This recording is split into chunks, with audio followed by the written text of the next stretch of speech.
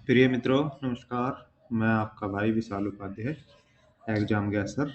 आज आपकी हिंदी की दूसरी क्लास, तत्सम तद्भव। देखिए, जो एसआई एएसआई का सिलेबस में उसमें हिंदी वर्णमाला है। हिंदी का मौलिक ज्ञान में हिंदी वर्णमाला है, लेकिन वर्णमाला के बाद तत्सम तद्भव है। तो हम वर्णमाला कुछ दिन बाद करेंगे, क्योंकि मैं कोशिश कर रहा हूँ कि नेक्स्ट वीक या अभी मुझे घर जाना है, परिवार में एक शादी है, तो उसके बाद में एक व्हाइट बोर्ड ला करके उस पर हम वर्णमाला करेंगे बहुत अच्छी तरीके से। ठीक है। और तत्सम तद्भव शुरू करते हैं। कल हमने बात की थी हमारा हिंदी भाषा और अन्य भारतीय भाषाएं की। ठीक है। और हाँ, उसके बाद में जैसे ही मैं लौटूँगा लगभग 11 या 12 तारीख के बाद, तो हम पुलिस अभिरुचि भी शुरू कर देंगे। धीरे धीरे हम ऐसे ही अपने कोर्स को बढ़ाते चले जाएंगे और अपने कोर्स को कवर करते चले जाएंगे, क्लास को बढ़ाते चले जाएंगे। ठीक है, चलिए तो देखते हैं फिर तत्सम तद्भव। देखिए, तत्सम तद्भव जो टॉपिक है वो शब्द भेद नामक अध्याय के अंतर्गत आता है। तो तत्सम तद्भव के बारे में हम जानने से पहले हमें शब्दों के बारे में यही पढ़ लेना चाहिए, कितने प्रकार के शब्द हों और किस किस प्रकार से कहाँ कहाँ से क्या शब्द आए हैं। तो देखिए, शब्दों का जो वर्गीकरण है वो 4 आधार पर किया जाता है। उत्पत्ति, स्रोत या इतिहास के आधार पर, कहाँ से पैदा हुआ, कहाँ से आया, इतिहास के आधार पर। ठीक है। रचना, व्युत्पत्ति या बनावट के आधार पर, मतलब किस प्रकार से बना है। ठीक है। तीसरा, रूप, प्रयोग या व्याकरणिक विवेचन के आधार पर, मतलब किसी शब्द का प्रयोग कहाँ हो रहा और वहां किस रूप में प्रयोग हो रहा, तो इसके आधार पर। और चौथा, उसके अर्थ के आधार पर कि शब्द का अर्थ क्या निकल रहा। ठीक है। देखिए, उत्पत्ति और इतिहास के आधार पर 5 प्रकार के शब्द हैं। पहला, तत्सम। तत्सम तत्सम 2 शब्दों से मिलकर बना है, तत् और सम, जिसका अर्थ है उसके समान या संस्कृत के समान।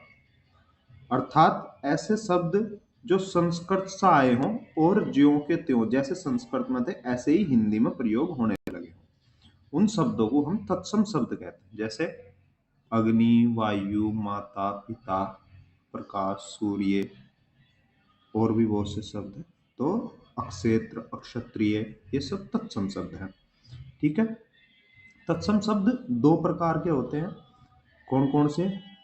परंपरागत तत्सम शब्द और निर्मित तत्सम शब्द। परंपरागत तत्सम शब्द कौन से हैं?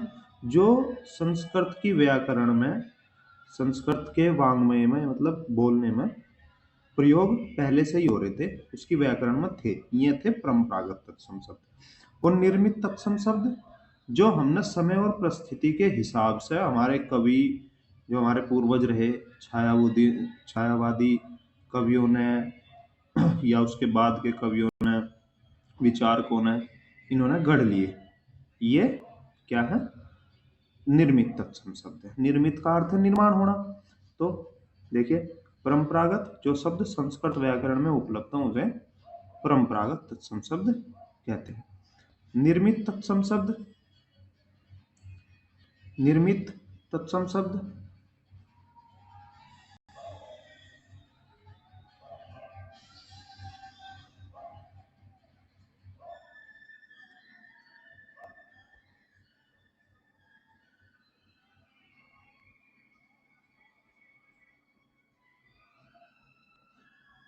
अब देखिए, निर्मित तत्सम शब्द किसे कहें? जो शब्द कवियों, छायावादी कवियों द्वारा, विचारकों द्वारा, विद्वानों द्वारा प्रयोग किए गए तत्सम शब्द कहलाते हैं। ठीक है। ये यहाँ कोमा लगाना भूल गया था तो ये लगा दिया। ठीक है भाई। अब जैसे एक शब्द आप पढ़ेंगे, निराशा। अच्छा, मैंने आपको बताया था ये तत्सम किस प्रकार पहचाना है, एक वीडियो पड़ी हुई भी है।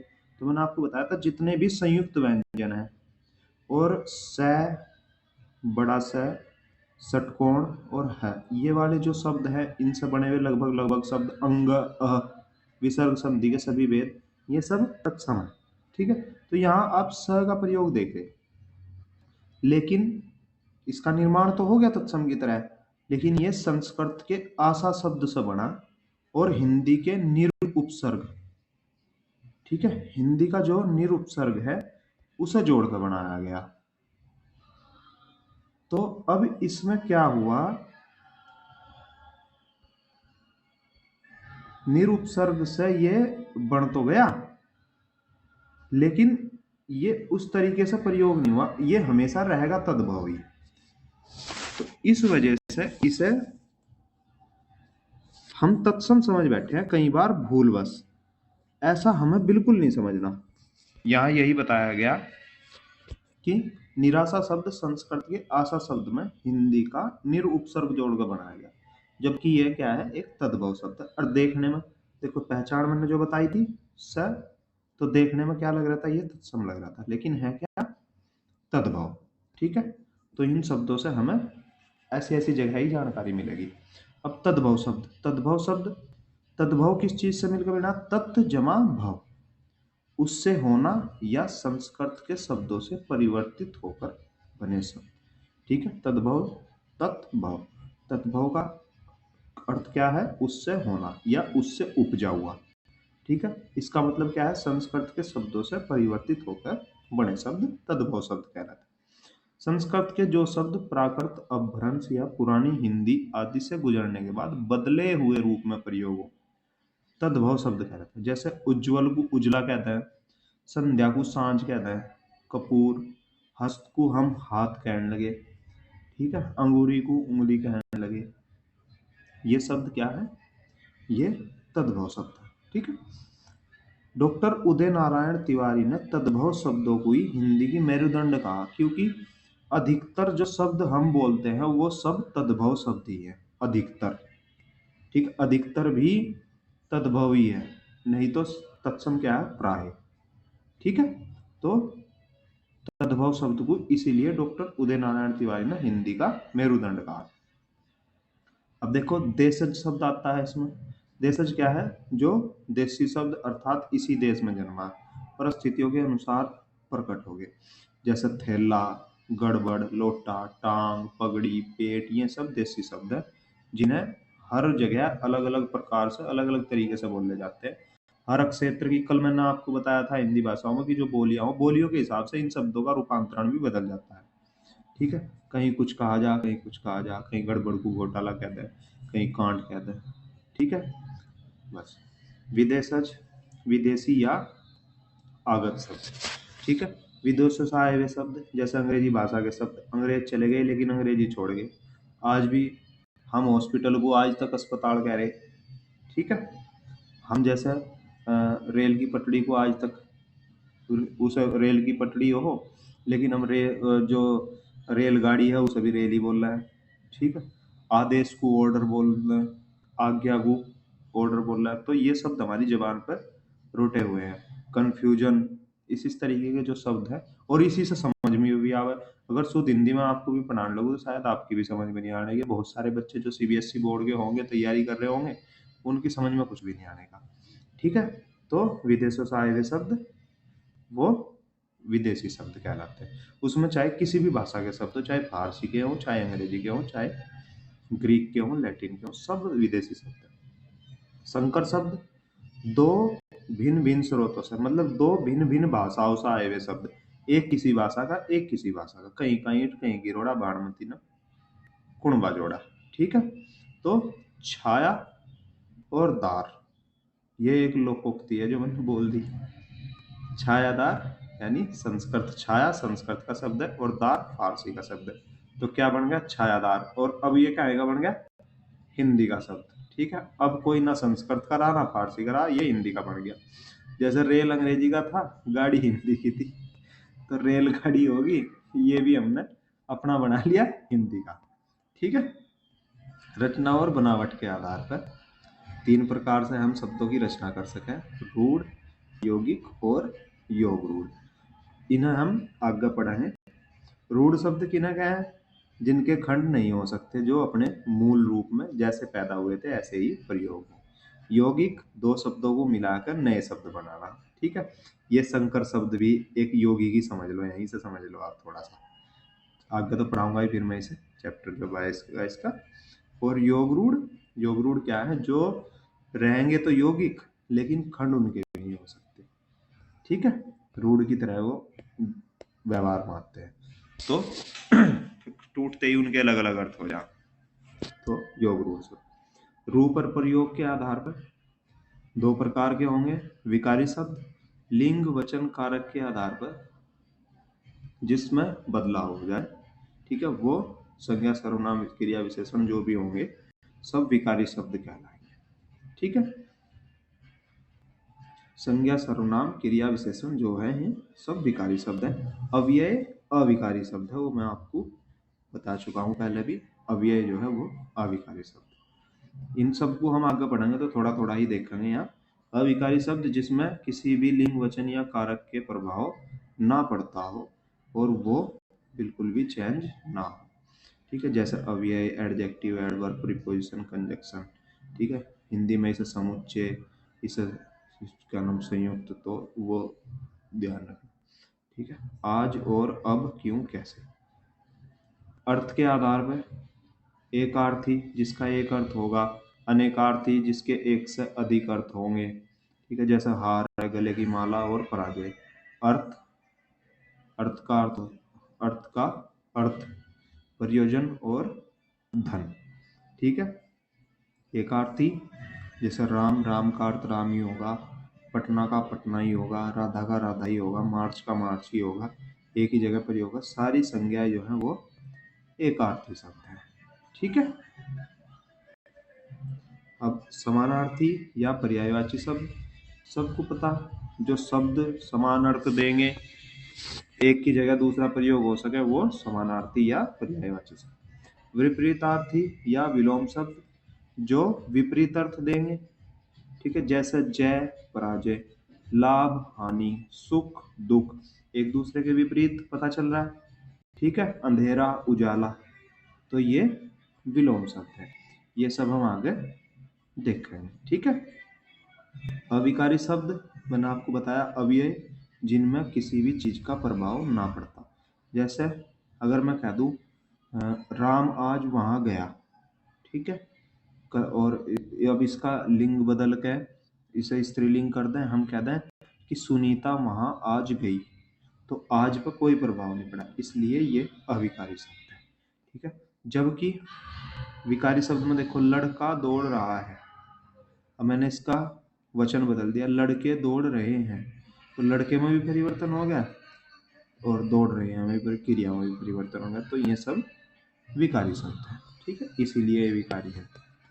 अब देखिए, कुछ तत्सम मैंने यहाँ लिए हैं जो मुख्य मुख्य हैं, और बाकी हम जो तत्सम का पूरा ये टेबल है, और भी ज़्यादा टेबल को हम पढ़ेंगे, और ज़्यादा तत्सम मैंने अभी इसलिए नहीं निकाले क्योंकि इसमें नहीं तो ये बहुत लंबा हो जाता और शायद आपके याद नहीं। जब हम शब्दांश करेंगे तो हम इसे का भी एक पूरी शब्दांश में अपने इसे जोड़ लेंगे, वहाँ हम और अच्छे से याद कर पाएंगे, क्योंकि ये पूरी एक जो इसकी टेबल है पूरा हमारे पास मौजूद होगी, हम अपने शब्दांश में इन्हें लिख लेंगे। ठीक है, इसीलिए अब देखो, तद्भव, अंगूठा, अंगुष्ठ, अमोल, अमूल्य। ठीक है, अनमोल पढ़ते हैं ना, अमूल्य, कि भाई ये तो अमूल्य है। देखो, अफीम का नाम अहिफेन होता है। ठीक है, अनाड़ी को अनर्थ, अटारी, अट्टालिका, बड़ी बड़ी बिल्डिंगों को अट्टालिका कहा जाए। अजान, कि भाई ये तो अनजान है, ये किसी चीज को नहीं जानता, तो अज्ञान। ठीक है, अगवा, अग्रणी, जो सबसे आगे रहेगा। काज, ठीक है, काज को कार्य, कि तेरे काज ही ऐसे सारे कार्य। देखो, ये मैंने वो लिए हैं ज्यादातर अभी आपको समझाने के लिए, ताकि आप समझ सको जो दैनिक जीवन में हमारे प्रयोग हो रहे हैं। जब हम इन्हें देखेंगे तो आपके आसपास हर शब्द प्रयोग हो रहा, और उसी तरीके से आप इसे जो है, जैसे ही कोई शब्द आपकी कानों में ऐसा पड़ेगा तो आप तुरंत एकदम उस पर अपने दिमाग में ही, अपने मस्तिष्क में उस पर रिएक्ट करना खुद ही, कि नहीं, इसका तत्सम शब्द ये है और सही शब्द भी हमें यही बोलना चाहिए था। ठीक है, अंगरखा, अंगरक्षक, अंगीठी, अग्निष्ठिका, अंगूठी, अंगुष्ठिका, अंगोछा, अंग प्रोंछा। ठीक है, कुछ शब्द ऐसे भी हैं इसमें जो प्रीवियस ईयर में आए हैं, बड़े बड़े एग्जाम में भी आए। अरंक, अक्र, अतड़ी, अंत्र, ठीक है, आत, आत्र। देखो दोनों चीज का लिख दिया मैंने अलग अलग। अतड़ी, अत्र, जब अतड़ी प्रयोग होगा तो अत्र होगा उसका तत्सम, और जब आत प्रयोग होगा तो आत्र होगा। यदि नहीं है ये ऑप्शन में तो तब जाएगा एक दूसरे का विकल्प हम ढूंढ लेंगे। अकेला, एकल, अखाड़ा, अखाड़ा को क्या क्या है, अक्सवाट, अखरोट को अक्सोर, अगहन, अग्रहणय, मतलब जिसे ग्रहण नहीं कर सकते, ठीक है, जिसे ग्रहण ना किया जा सके, अग्रहण्य। अगम, अगम्य, अगाड़ी, अग्रणी या अग्रवर्ती। अनाज, अनाद्य, अचरज, आश्चर्य, कि बड़े अचरज में पड़ गए भाई तुम तो उसका आश्चर्य। देखो ये शब्द है अढ़ाई, ढाई ढाई हम सब बोलते हैं अढ़ाई, तो ये अर्ध तृतीय बोलेगा, ठीक। 68, अष्टाजष्टी, अष्टाजष्टी 68। अदरक, अदरक सभी के घर में चला है अभी पूरे सर्दियों और अब भी चल रहा होगा, तो आर्द्रक। अधूरा को अर्धपूरक, अनूठा को अनूठ। अपाहिज, अपाहिज शब्द भी हम अपने आसपास डिसेबल्ड लोगों को, दिव्यांग, सरकार ने उनके लिए एक शब्द पारित किया दिव्यांग की, अब उन्हें दिव्यांग कहा जाएगा, बहुत साल हो गए, तो उसे अपाहिज। अपादहस्त, ठीक है, अपना, आत्मनः, और यदि आप शब्द आएगा तो आत्मा होगा, ठीक है। आम, अम्ब, अम्ब, गोविंदा की एक फिल्म है हथकड़ी, उसमें वो जब डबल रोल तो वो अम्बुआए कहा है उसे अपनी माता को, तो वो अम्ब शब्द।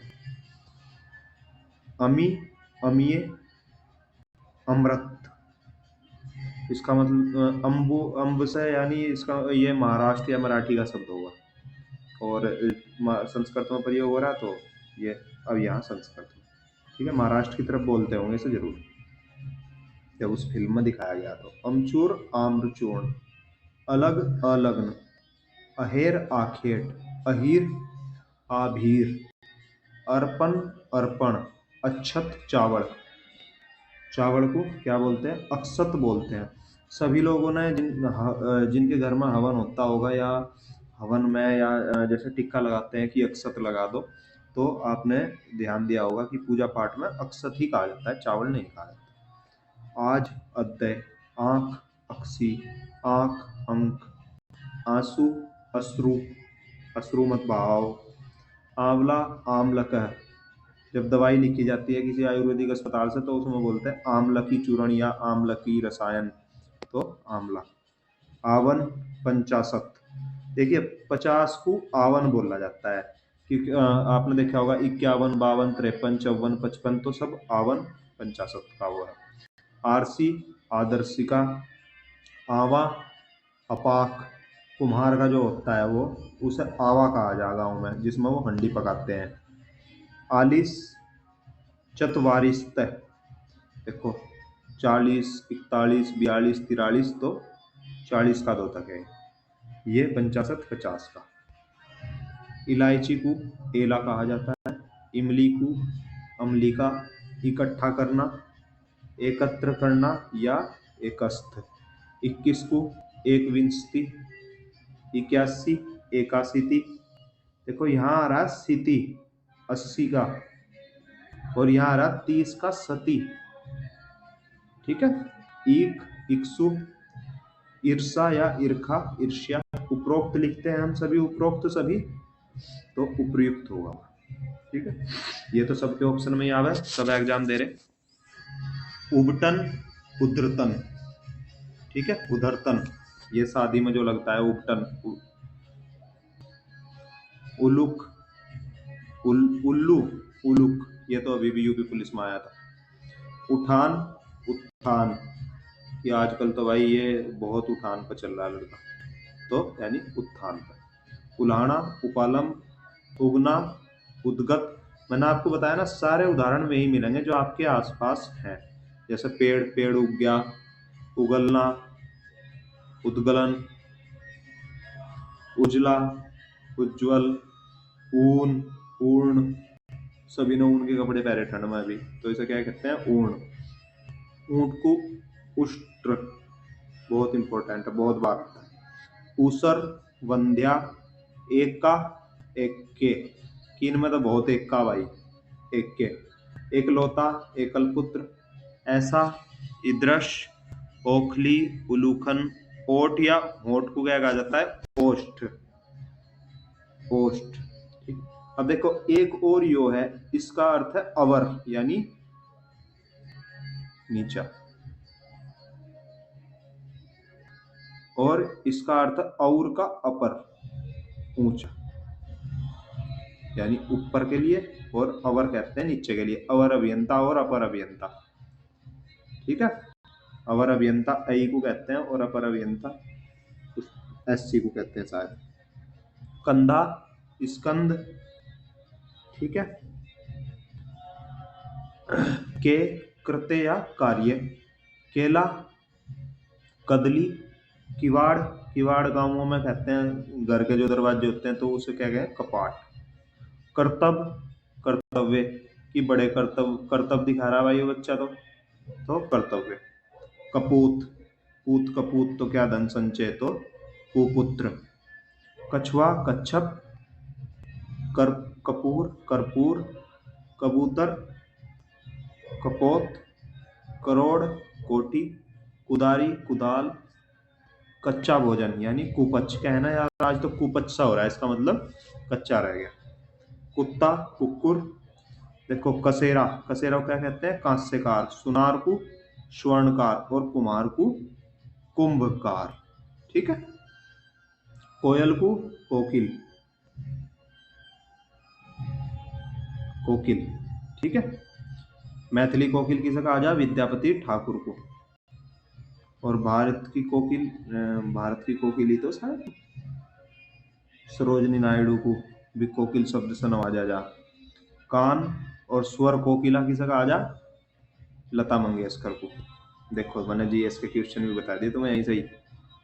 कोयल कोकिल, कान कर्ण, कोढ़ कुष्ठ, कुआं कूप और क्रोधित क्रुद्ध। ये इतने ही लिखे थे अभी मैंने, बाकी शब्दांश के समय पर करेंगे। क्लास बहुत अच्छी तरीके से आप तैयार कर लेंगे, और इन्हें हो सकता है तो आप नोट्स बनाकर चलें, या यदि आपका किताब है तो किताब में से पढ़ते रहें, और यहाँ से भी आप पढ़ते रहें ताकि आपका रिवीजन होता रहे। और पुलिस अभिरुचि, और जल्दी जल्दी हम कोर्स ख़त्म करके इसे रिवाइज करके और उन क्वेश्चनों पे पेपर सेट करने की कोशिश करेंगे जो क्वेश्चन अधिकतर पेपर में आते हैं, और जो आपको आने वाले एग्ज़ाम में बहुत अच्छी तरीके से तैयार कर देंगे, कि अब फिर हर तरीके के क्वेश्चन को हम लेंगे ताकि बाहर आपकी पहुंच से क्वेश्चन ना पहुंचे और आपकी समझदारी बढ़ती चली जाए। ठीक है, मिलते हैं कल। जय हिंद, जय भारत।